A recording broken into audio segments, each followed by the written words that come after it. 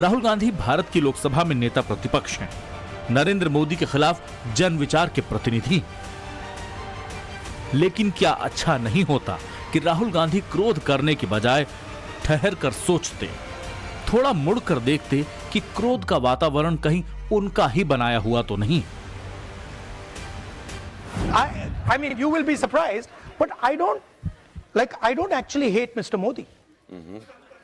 I don't. Like, I get up in the morning and okay, you know, he's got a point of view, fine. I don't agree with his point of view, but I don't hate him. America में ये बहुत अच्छी बात कह दी राहुल गांधी ने। मोदी के विचार अलग, मेरे अलग, लेकिन नफरत नहीं करता।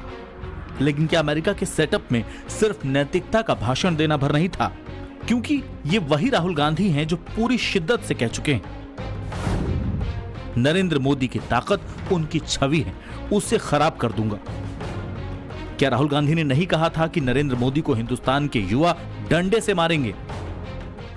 ये जो नरेंद्र मोदी अभी भाषण दे रहा है, मैं आपको बता रहा हूं, 6 महीने बाद, 7-8 महीने बाद ये घर से नहीं निकल पाएगा। हिंदुस्तान के युवा उसको ऐसा डंडा मारेंगे, इसको समझा देंगे कि हिंदुस्तान के युवा को रोजगार देने के बिना ये देश आगे नहीं बढ़ सकता है।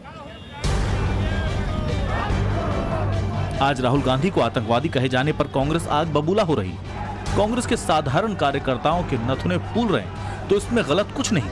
लेकिन जब कांग्रेस राहुल गांधी के खिलाफ आपत्तिजनक बयानबाजी के खिलाफ देश की गली गली तक गुस्से का गुबार ले जाना चाहती है, तब कांग्रेस को अधूरी नहीं, पूरी बात बतानी पड़ेगी।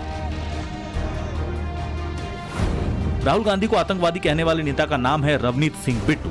पहले उनके शब्द क्या हैं वो सुनिए।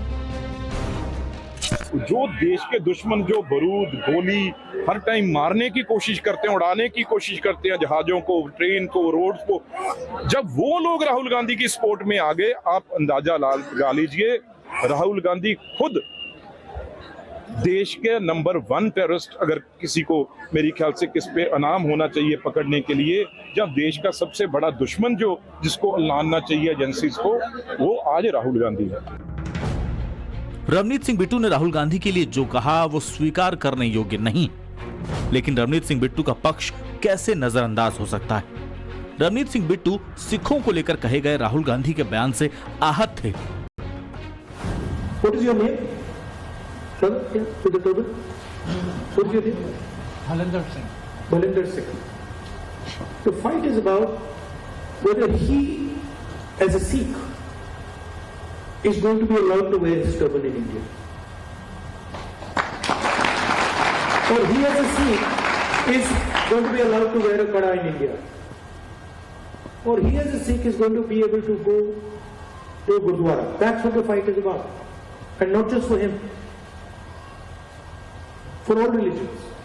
यहाँ पे कितने सिख खड़े हैं, और मैं अभी गुरुद्वारा जा रहा हूँ, मैंने चैलेंज किया ओपन में, स्टेज पे बोल के खड़ा भी, कोई सिख यहाँ पे जो खड़ा है किसी पार्टी से जुड़े नहीं है, कोई सिख यहाँ पे बोल पे भागलपुर में भी मुझे किसी ने बोला भी आप कड़ा नहीं डाल सकते, किसी ने कहा वो पगड़ी नहीं डाल सकते, किसने कहा वो गुरुद्वारे नहीं जा सकते, एक सिख यहाँ पे खड़ा होके कह दे मैं बीजेपी अभी छोड़ दूंगा। इतना मतलब चिंगारी लगाने के लिए पहले मुसलमानों की कोशिश की, उनको यूज करने की, अब नहीं हुआ। अब बिल्कुल बॉर्डर पे सिख है भाई, देश की रक्षा वो करते हैं, उनको साबोटाज करने की कोशिश की है। रवनीत सिंह बिट्टू आज मोदी सरकार में रेल राज्य मंत्री हैं, लेकिन उनका परिचय सिर्फ ये नहीं। रवनीत सिंह बिट्टू सरदार बेअंत सिंह के पोते हैं। उन सरदार बेअंत सिंह के पोते हैं जिन्होंने पंजाब में आतंकवाद की आग को बुझाने के लिए अपनी जान न्यौछावर कर दी। पंजाब के मुख्यमंत्री के तौर पर बेअंत सिंह ने कांग्रेस की सरकार चलाई थी और 1990 के दौर में खालिस्तानी मूवमेंट को परास्त किया था। लेकिन नरेंद्र मोदी का विरोध और मोदी विरोध में देश से खतरनाक खेल के बीच अंतर मिटाने की भूल क्या होती है, ये सिर्फ राहुल गांधी के अमेरिका में दिए बयान से उजागर नहीं। 25 जुलाई 2024 को संसद में कांग्रेस सांसद चरणजीत सिंह चन्नी ने सांसद चुन लिए गए खालिस्तानी अमृतपाल सिंह पर NSA लगाने को अघोषित इमरजेंसी से जोड़ा था। यही नहीं, बेअंत सिंह के कद को सिर्फ कांग्रेस के दायरे में सीमित करने की कोशिश भी की थी। बिट्टू जी, आपके पिताजी शहीद हुए थे, माननीय सदस्य लेकिन जी, मैं आप अपनी आपको बात कह दूं, वो कंप्लीट उस दिन करिए। नहीं मरे थे, वो उस दिन मरे जिस दिन आपने कांग्रेस को छोड़ा। मेरे दादाजी सरदार बेअंत सिंह जी, उन्होंने कुर्बानी देश के लिए दी, कांग्रेस के लिए नहीं दी। आज राहुल गांधी का क्रोध वजन रखता अगर राहुल गांधी ने चरणजीत सिंह चन्नी के बयान पर क्रोध दिखाया होता तो, लेकिन नहीं। कांग्रेस को तो सिर्फ ये दिख रहा है कि उनके जननायक को गाली दी गई। मैं उनसे अनुरोध और अपेक्षा करता हूं कि आप कृपया अपने नेताओं पर अनुशासन और मर्यादा का अंकुश लगाएं, उचित आचरण का निर्देश दे और उचित आचरण निर्देश के अलावा मैं चाहूंगा कि उनके ऊपर सख्त से सख्त कार्रवाई हो। चीज बता देना चाहता हूं भारतीय जनता पार्टी को, ये कांग्रेस पार्टी है और ये राहुल गांधी है। जान से मारने की धमकी से हम लोग किसी भी तरीके से डरने वाले नहीं हैं। यहाँ पे कांग्रेस के लाखों करोड़ों कार्यकर्ता तैयार हैं अपनी छाती आगे करके, जान से मारना है हमें मारिए, लेकिन हमारे नेता की आवाज कभी बंद नहीं होगी, हमारे नेता कभी चुप नहीं होंगे। ये हिंसा के बयान है, ये नफरत के बयान है। राहुल गांधी को जान से मारने की धमकी बीजेपी के नेता दे रहे हैं तो खड़गे जी क्या करेंगे? बिल्कुल उन्होंने सही कहा है। और नरेंद्र मोदी इन लोगों के खिलाफ अनुशासन की कार्रवाई करे, जो न्याय संगत कार्रवाई हो वो करे और इनको निर्देश दे। और अगर आप चुप रहते हैं तो ये माना जाएगा कि राहुल गांधी के खिलाफ हिंसा भड़काने का, उनकी जान को खतरा पैदा करने का काम आपके निर्देशों पर, आपके इशारे पर, आपके संरक्षण पे हो रहा है। राहुल गांधी को गाली दी गई ऐसे आरोपों के साथ 17 सितंबर को नरेंद्र मोदी को जन्मदिन की शुभकामना के साथ साथ एक चिट्ठी का तोहफा मल्लिकार्जुन खड़गे ने भेजा। खड़गे ने अपनी चिट्ठी में लिखा, कांग्रेस के करोड़ों कार्यकर्ता और नेता इस बात को लेकर बेहद उद्वेलित और चिंतित हैं क्योंकि ऐसी घृणा फैलाने वाली शक्तियों के चलते राष्ट्रपिता महात्मा गांधी, इंदिरा गांधी और राजीव गांधी को शहादत देनी पड़ी है।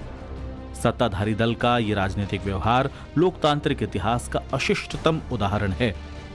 लेकिन मल्लिकार्जुन खड़गे को चिट्ठी वाला ही रिटर्न गिफ्ट केंद्रीय मंत्री और बीजेपी अध्यक्ष जेपी नड्डा की ओर से आया। नड्डा की चिट्ठी में गिनाया गया कि 10 साल में नरेंद्र मोदी को 110 से अधिक गालियां दी गईं और ये एक सच्चाई भी। नरेंद्र मोदी को सिर्फ गालियां ही नहीं दी गईं बल्कि उनकी मौत की भी कामनाएं की गईं।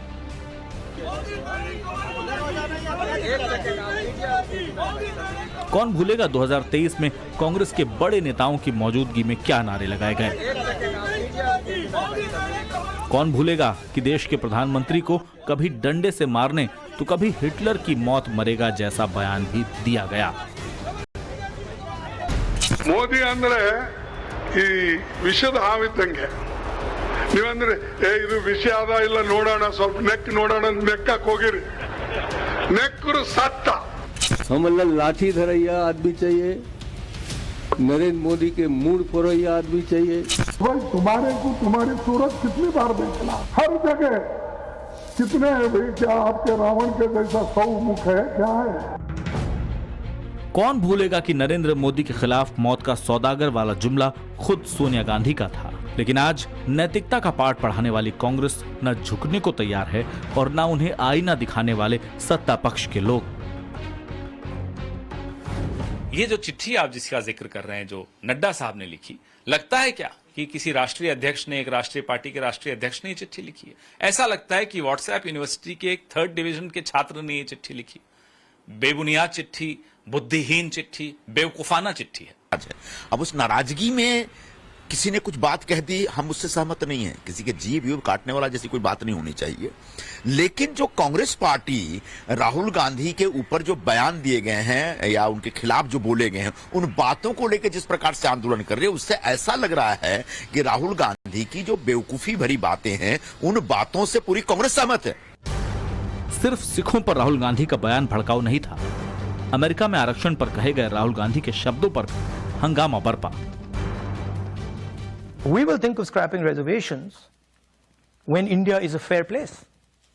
And India is not a fair place.